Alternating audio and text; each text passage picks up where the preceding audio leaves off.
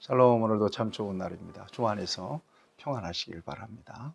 오늘 하나님께서 우리에게 주시는 말씀은 시편 제26편 1절에서 12절까지는 말씀입니다. 경건이라고 하는 것이 무엇일까요?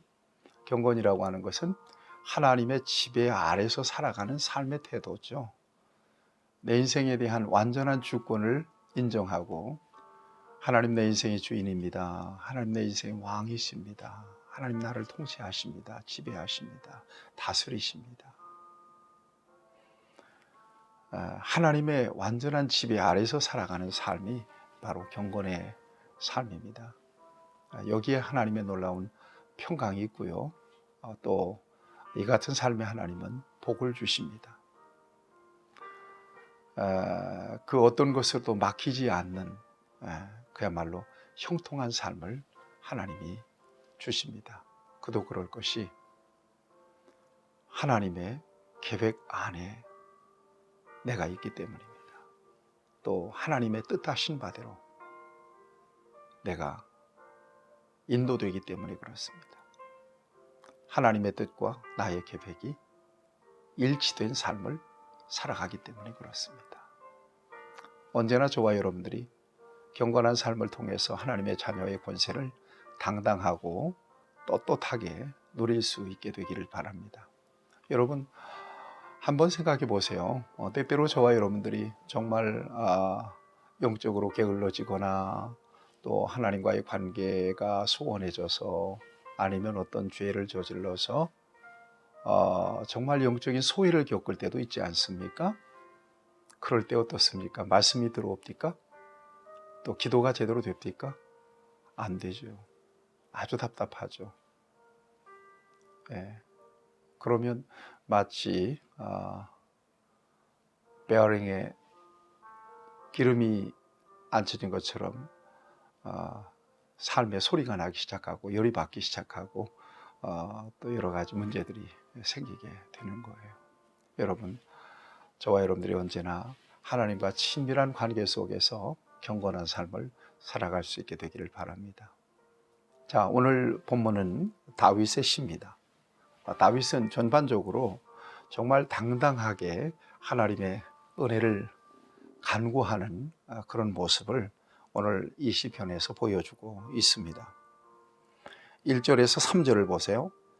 내가 나의 완전함에 행하여 싸우며 흔들리지 아니하고 여호와를 의지하여 싸우니 여호와여 나를 판단하소서. 이런 당당함이 어디 있습니까? 적어도 하나님 앞에서 다윗은 이런 당당함을 보입니다. 2절도 보세요. 여호와여 나를 살피시고 시험하사 내 뜻과 내 양심을 단련하소서. 주의 인자하심이 내 목전에 있나이다. 내가 주의 진리 중에 행하여. 여러분, 그는 하나님 앞에서 정말 부족함이 없이 하나님 모시고 믿음으로 진리 안에서 신앙의 양심에 어그러짐이 없이 그렇게 살아가고 있음을 당당하게 드러냅니다. 그리고 하나님, 저를 좀 판단해 주십시오. 정말 이러기도 쉽지 않을 텐데요. 다윗의 이 같은 당당한 모습이 정말 부럽습니다. 저와 여러분들 어떻습니까? 하나님 앞에 설 때마다 부족합니다. 하나님, 정말 연약합니다. 하나님 용서해 주시길 바랍니다. 하나님의 은혜를 구합니다. 이렇게 하나님 앞에 서지 않습니까? 그런 모습에 비하면 다윗은 너무나 당당합니다. 그도 그럴 것이, 그는 하나님과의 관계를 잘 관리했던 것 같습니다. 4절 이하에 보면 이렇습니다. 허망한 사람과 같이 앉지 아니했다는 거예요. 간사한 자와 동행하지 않았다는 것입니다. 자기를 관리한 거죠. 5절에도 보면 내가 행악자의 집회를 미워했다는 것입니다. 행악자라고 하는 것은 대체적으로 하나님을 불신하고 대적하는 사람들이죠. 악한 자와 같지 아니했다. 악한 자도 역시 성경에 나타난 악한 자는 하나님 인정하지 않는 사람들입니다. 그들과 같이 앉지 않았다는 것입니다. 여호와여, 내가 무죄함으로 손을 씻고 주의 제단에 두루 다니며 감사의 소리를 들려주고 주의 기이한 모든 일을 말하리이다. 무죄함으로 손을 씻고 주의 제단에 두루 다니며 그는 이렇게 자신의 무죄 또 자신의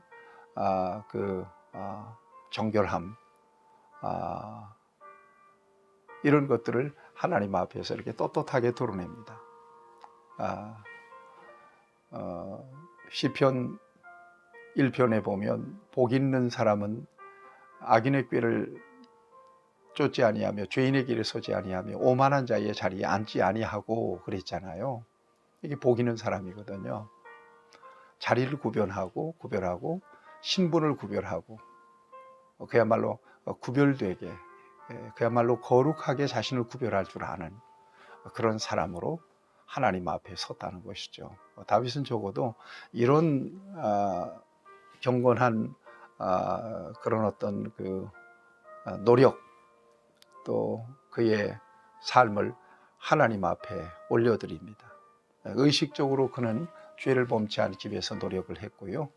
또 죄악의 무리들과 섞이지 않기 위해서 노력한 것이 오늘 본문에서 중요하게 고백되고 있어요.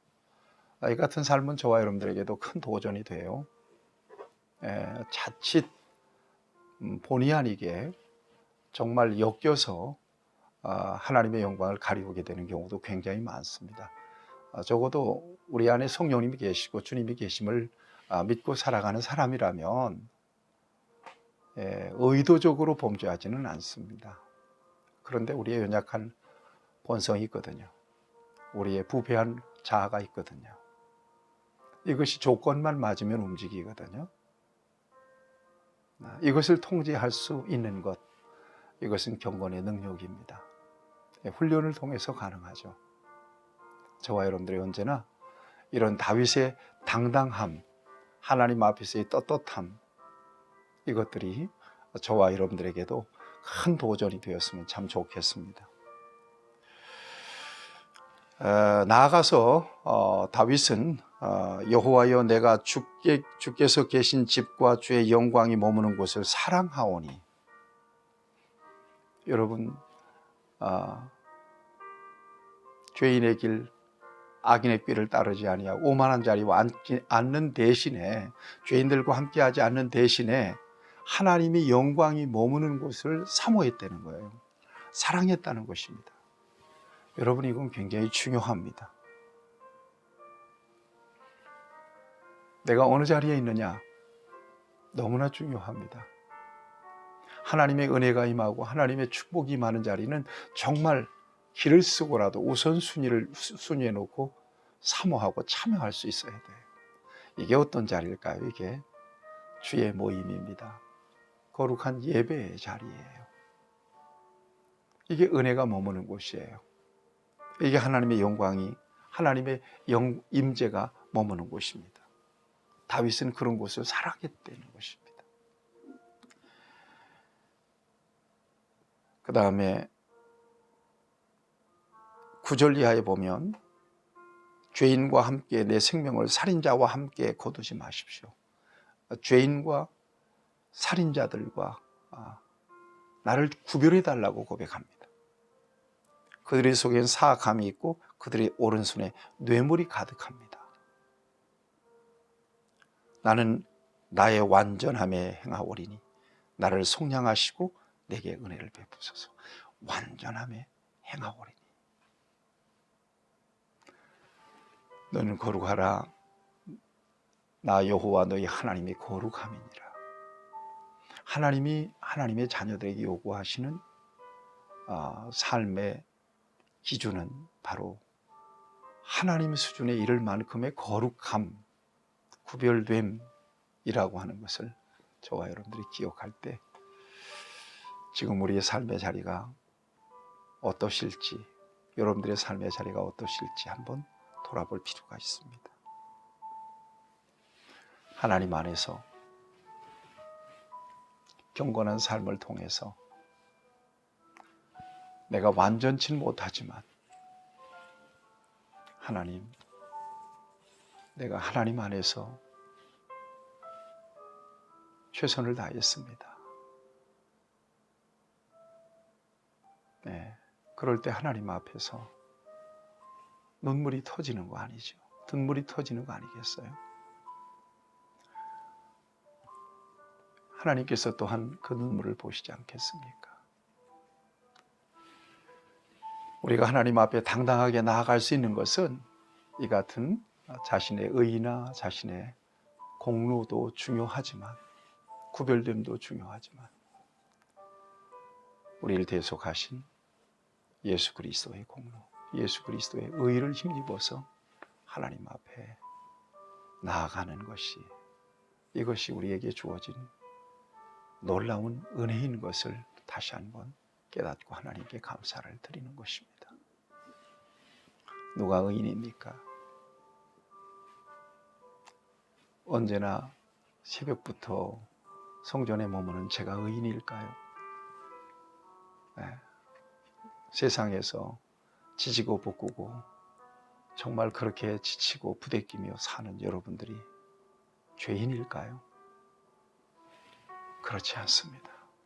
누구나 예수 그리스도의 십자가의 공로 의지하여 하나님 앞에 서는 것이죠. 그런 의미에서 예수님 안에 있는 저와 여러분들은 당당하고 떳떳하게 하나님 앞에 나아갈 수 있는 사람들이며 하나님의 은혜를 간구할 수 있는 사람들입니다. 이 같은 하나님의 놀라운 은혜를 저와 여러분들이 사랑하고 감사하면서 주님 앞에 이를 때까지 하나님의 풍성한 은혜와 사랑을 주의 자녀로서 그리스도 안에서 누리는 그런 복이 있기를 우리 주님의 이름으로 축복합니다. 오늘도 경건하게 사시기를 응원드립니다. 하나님 우리 아버지, 우리의 의와 우리의 공로는 아무것도 아닙니다. 예수님의 공로를 힘입어서 하나님 앞에 나아갑니다. 주께서 오늘도 은혜를 베풀어 주시고 필요한 능력으로 공급하여 주시옵소서. 예수님의 이름으로 간절히 기도하옵나이다. 아멘. 여러분들을 축복합니다.